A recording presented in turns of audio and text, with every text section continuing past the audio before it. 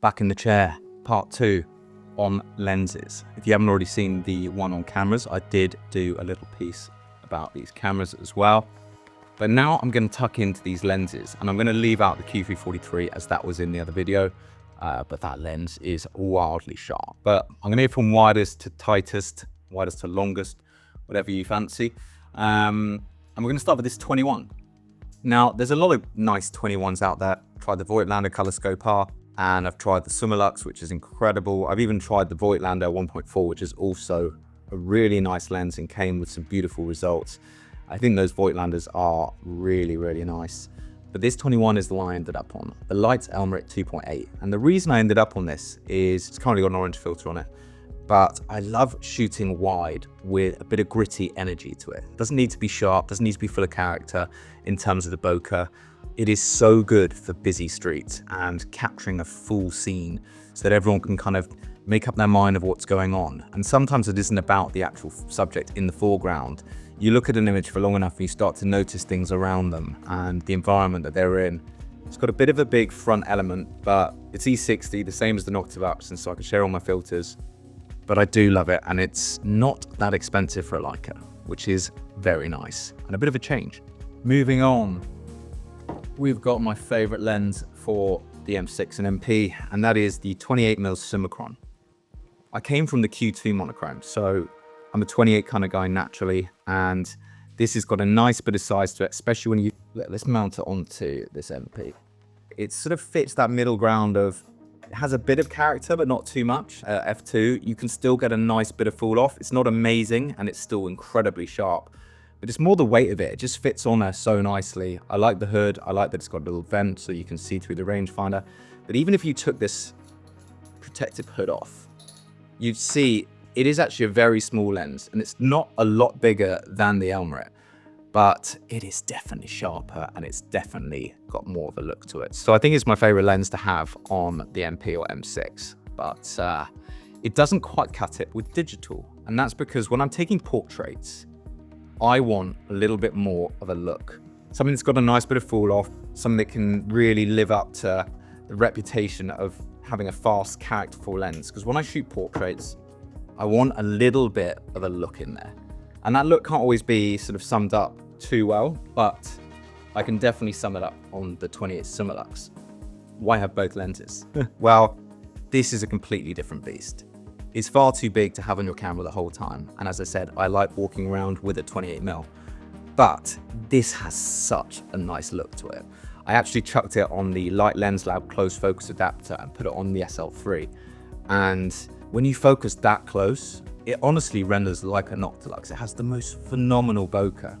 But shooting it on the M11 Monochrom, it still bleeds this kind of beautiful painterly-like feel. The bokeh just sort of goes right in your face. And I think that I often don't even look for the sharpness of the subject. I look for how light has affected the bokeh and why it looks so nice. And this 28 is such a beautiful portrait lens. As I said, I wouldn't shoot street with it, just it's a bit too big, but obviously it will do the job. It is just strange how that extra stop of light going down to 1.4 just opens the world up so massively, and there's such a big difference between this and the 28 Summicron. But love this lens, it's an absolute unit. So most people who sort of lean into photography, especially with one prime lens, go for a 35. And I totally understand that, and I can see why. I think that it's the perfect mix between a wide angle and something where you can actually hone in and take really nice portraits with. However, I still prefer the 28, but this is the 135 Summilux that I absolutely love. It's the aspheric, version 2, I believe. Again, it renders so nicely. I've taken it to a few mates' weddings and shot a few bits, and it just has a beautiful swell behind it that kind of really oozes the Leica look. Now, what is this whole Leica look? I did interview Peter Carver, and he sort of talked about it a little bit in that video if you wanted to see it. I mean, it's what us Leica nerds call a nice photo. There's not a lot to it. You use any of the fast Canon lenses. Nikon have got some beautiful fast lenses, especially for their F-series as well. They have a beautiful look to them. I'm not saying that other cameras can't achieve this. It's just, it does feel slightly different. But this 35 renders really nicely. It's a good weight. I used to have the titanium version of this, and that rounded neck all day gets pretty heavy. It almost felt like it was double this. It just sort of fell through your hand. But this is so nice. I really think the hood's a bit naff on this one. It's one of these really awkward sort of, I mean, it's plastic as well. But the actual lens itself is beautiful. And again, really nice to have 35 in the arsenal. I also needed it because I shoot these lenses on video when I'm doing client work, and they render so nicely when mounted to my Canon C80.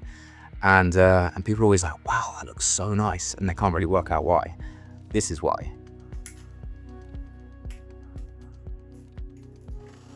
That just took me half an hour to put up. Right, my favorite lens of all time, the 50mm Noctilux. This is a unit, and I've taken some of my favorite portraits with this lens.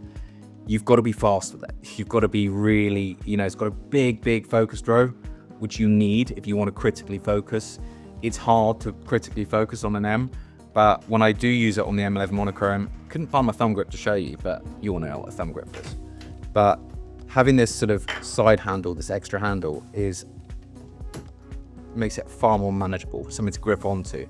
And so that was why I purchased it for that. But the combo of this is just something else. And it's something that correct me if I'm wrong if people have seen stuff to it, but it's the closest to medium format as a look that you can get. It is weighty, it is heavy, it's not a daily carry, but I would feel lost not having it in my arsenal, because again, on video, it renders incredibly. When you actually see moving pixels with the fall off of 0.95, it's wicked. I mean, obviously when you see it in stills, it's also wicked, but it can get a look like no other camera when you use the Monochrom and this 0.9550. And if you think I'm actually talking rubbish and there's something that can challenge what I've just said, please do send me what camera and combo lens you think can achieve this, because I'd love to see it. But it is beautiful, and it's amazing on the SL3 as well. Naturally, when you shoot that fast, you do start to get a little bit of chromatic aberration, but that's expected. And when you shoot on the Monochrom, it's obviously not something that you need to worry about anyway. 50 is easily long enough for me as well. I wouldn't shoot it on the streets very often. I have done street photography with a 50mm, but that was with the 50 Summilux, which I used to own. And I also took that around Istanbul, where I had an amazing time with the M6 and the M11 and that 50mm Summilux. The only time I've ever shot longer than the 50mm is with this lens. I had the Voigtlander for a little bit, the f2. It's amazing, beautifully sharp, but again, lacked a bit of that character. This has a beautiful rendering to it. It's the Tele Elmarit, and it's 2.8. It's not heavy, especially without this hood, but it does flare a little bit, so that hood is very useful. It's made very nicely. I love this sort of, doesn't extend too far, it's still pretty controlled. I love the focus on it. It's got a nice wraparound focus, so you can actually really quite critically dial it in like the Noctilux. But I still don't really know where I use it. And I haven't really got a thing for this lens, when I will pick it up. But if I was to go and shoot like an event or take a lens to a concert or something like that, I'd probably use that, because also it's cheap, it's pretty easy to bang up, and yeah, it's got a really nice look to it. It still has a bit of a nostalgic feel when shot in black and white. It's not overly contrasty, it's not overly sharp, but if you stop it down to 5.6, it gets pretty damn sharp. But I like to shoot this thing wide open, and it does feel like you've kind of gone back in time a little bit. It's probably a touch on the weighty side, but it is a 90, so you've got to expect that. But again, I don't really know when to use the 90, but occasionally I just pull it out. It completely changes the way of thinking when using it on camera compared to these other lenses. But my overall thoughts is it's a bit of a sleeper lens. Not many people talk about it or know about it, but I really like it. Now, like I finished the camera video, if I had to keep just one lens and one lens only out of this collection, despite the 50 being my favorite lens, I would have to still take the 20-inch Summicron. I think it is very versatile, incredibly sharp. You'll get enough stops of light when you're shooting film. f2's plenty fast enough. And the weight and feel of it and the sort of ease and usability of it are so good. I would take a bit of a hit when taking my portraits, because I wouldn't get that same look that I feel that these Leica lenses give you. But I'd be able to use it on film, be able to use it on digital. I'd be super happy. And with these 60 megapixel sensors, you can punch in to create a 35, a 50, yes, without the compression, but you'll have stacks of sharpness there with this thing. And again, it still falls in that lovely middle ground of sharpness and a bit of character. So that would be my recommendation. That would also be my starting lens if anyone wants to buy a lens. But the Elmarit's also lovely, the 2.8, and a lot of people prefer 35 as it is. But those are my lenses Obviously you can see the cameras. These are the cameras that I use them on. I'm very lucky to have all these lenses, and from testing everything I can find at Red Dot Cameras, this is where I've currently sat on, and I haven't really changed anything for a long time, but it just feels right. It feels like I've got the complete set. It's not too overcomplicated. You've got to be quite critical when you shoot these fast lenses for portraits. You're shooting on the street, shoot f8, let a lot more come into your scene, really enjoy it, and just embrace getting those moments rather than things that look absolutely beautiful. So yeah, hope you've enjoyed it. If there's any other lenses that you think I should go out there and test, as I said, Red Dot Cameras has an amazing array of lenses, and I've been so lucky to play with so many, but this is what I like. Tell me what you think I should try. Thanks so much for watching, and if you haven't checked out the camera one, go check that out if you're interested. And thanks for just sitting with me and nerding out with this very botch job setup. I showed it in the last video. I'll show it again. But I mean, I'm really clutching at straws here using desk lamps and tripods and whatever. So it's not ideal, but you know, hopefully it's interesting content. I'll see you in the next one.